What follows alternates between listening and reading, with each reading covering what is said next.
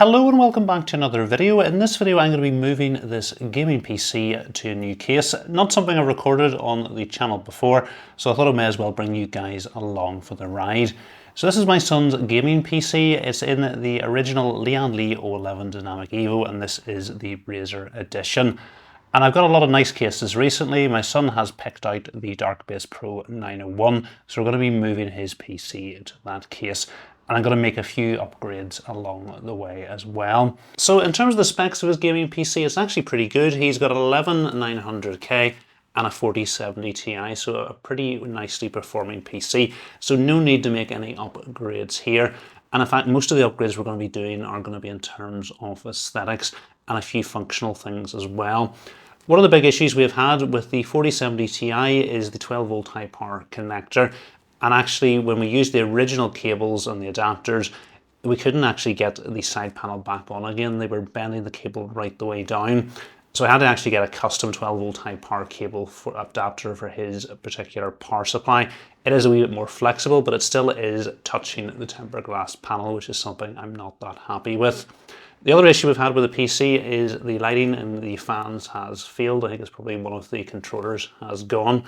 And again, I could just pick up a new controller, but actually these fans aren't the best looking. There's been big upgrades where actually the back side of the fan, where you're going to have them an intake on the bottom and on the side, actually look much better now.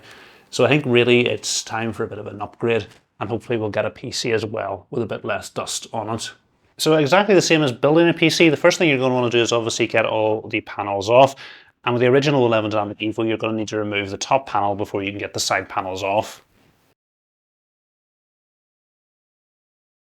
So when I'm stripping a PC down, one of the things I like to do is free up as many cables at the back. If you've done any cable management with cable ties, because it means when you're unplugging things at the front, it's going to be a little bit easier if they're not tied down. So we can remove this cable cover bracket. And if we take a look at the back of the PC, he's got two SATA drives in this build.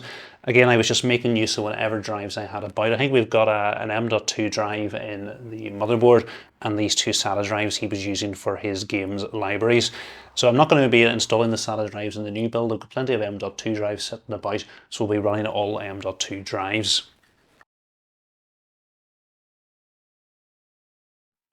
So we'll just take a look at the rest of the cables, and I'm just going to free them all up. It looks like I haven't done that great a job of cable management. There's nothing actually tied down, so that should simplify the process for us. Next thing I want to do is get the graphics card of the system. This is generally the most expensive part, and when you're taking the IO down and there's potential for thermal paste and things to fall down, you don't want this in the system. So even if I'm just upgrading the IO, I would generally have the graphics card out of the system.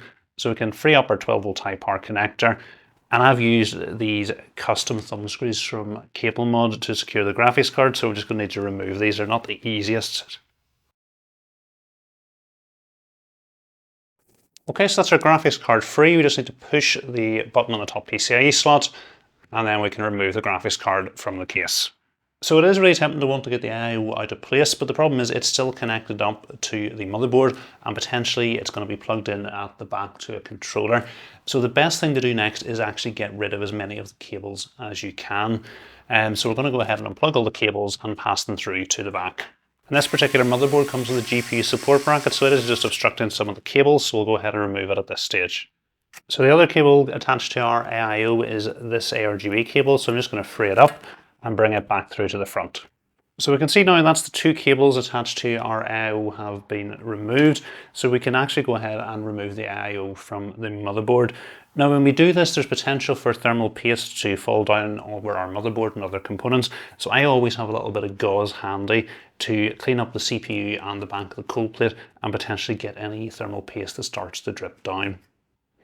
So I'm going to start off by loosening the thumb screws at the bottom. The top thumb screws will hold the IO in place, and then we can get the top thumb screws removed as well. So I'm just going to do one at a time right at the end here so I can hold the IO in place while I get the last thumb screw out.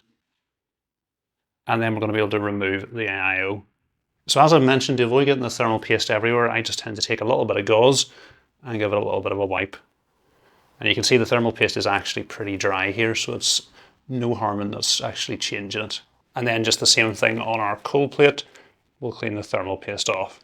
And then once all the thermal paste has been removed, I just use a little alcohol swab to clean the CPU and the cold plate.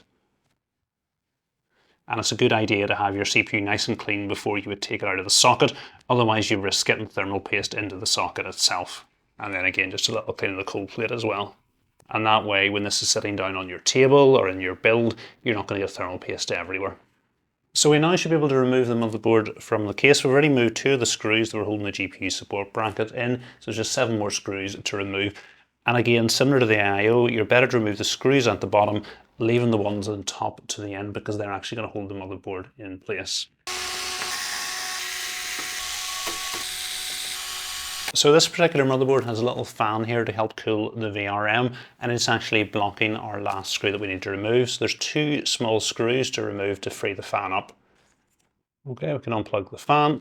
We'll get our last screw out, and then we're going to be able to lift the motherboard out of the case.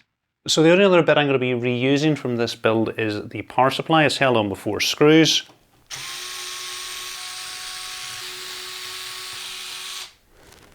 And then we should be able to lift the power supply out of the case. Again, I'm going to be really careful because the chances are, although I've freed all the connections up from the motherboard, there's probably still SATA cables connected. So it's just a matter of freeing up each of the wires in turn. Yep, and as suspected, we've got SATA cables plugged into the SATA cable coming from our power supply, another connector to free up. Okay, so I've taken everything out of the case that we're going to need for the new build. I'm not planning on using this I/O or fans in the new build, so I'm just going to take everything out, give everything a good clean, and get them back into their boxes. But you don't want to watch that, so let's move on to the motherboard. So because I'm changing the I/O, I'm going to remove the backplate from the motherboard. I'm going to take the new backplate for our new I/O and push it into place. And we'll get our thumb screws screwed into place. So in terms of what we're actually working with on the motherboard, this is ASRock's Z690 Phantom Gaming Velocity, which is still a pretty high-end motherboard with a lot of really nice features in it.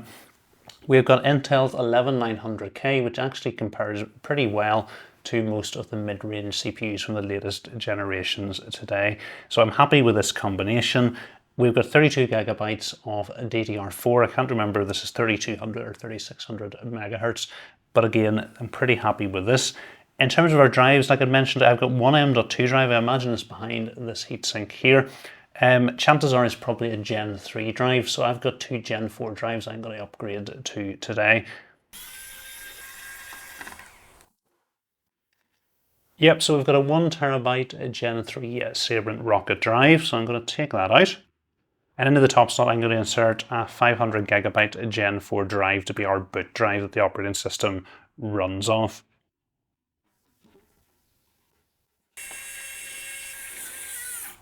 We've got another Gen 4 slot down at the bottom.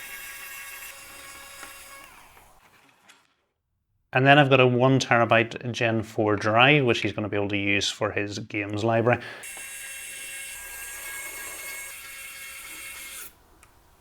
So now we come to putting everything into the new case, and I've already done a full step-by-step build guide in this case. So I'm not going to go through everything in detail here. It's a pretty simple build. I'm just going with the stock fan configuration. So it's just the motherboard, cooler, graphics card, and GPU support bracket to install. So let's just go with a build montage.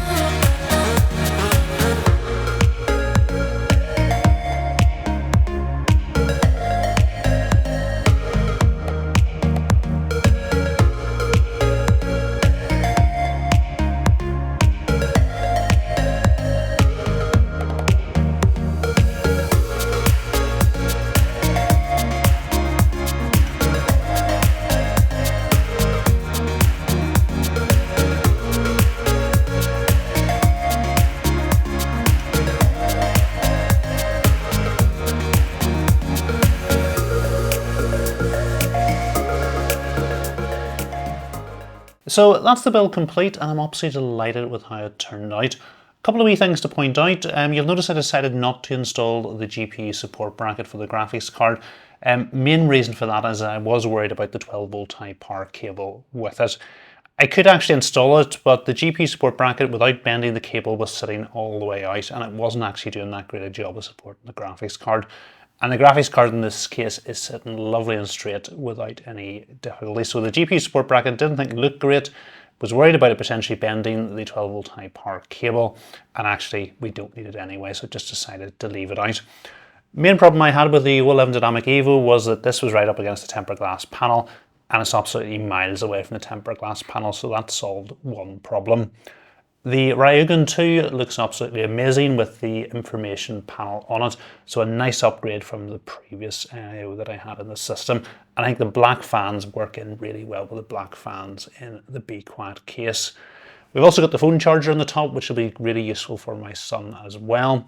Another thing to point out about our M.2 drives, I thought I actually had 2 Gen 4 slots, and it was only when I was going in to update the BIOS that I realised I had looked at the wrong box. I had looked at the Z690 Velocita rather than the Z590 Velocita. So this one actually only has 1 Gen 4 drive slot. So what I've actually done is installed the 1TB Gen 4 drive and put his old Gen 3 drive into one of the other slots. So you can use the Gen 3 drive for his games library, and he's got a 1TB drive for his system and anything else on it. Another thing I really like about this case is the amount of space in it. So for example, if we wanted to upgrade something in the future, it's going to be so much easier to work in this case. For example, when the new CPU's motherboard comes out, he's probably going to get one of my old ones. This is 2 generations old, so it probably is getting on for needing an update, although it's performing well enough for what he needs at the moment. So changing a motherboard out, for example, is going to be so much easier in this case than the original O11 Dynamic Evo. With everything just getting so much bigger, this is definitely, I think, the way to go forward, and he has a big enough desk to put it on. So I've enjoyed this upgrade project. Hopefully you have found it useful, a wee bit different to what I normally do on the channel, just full step-by-step builds, and I don't normally cover that process of moving from one case to another case.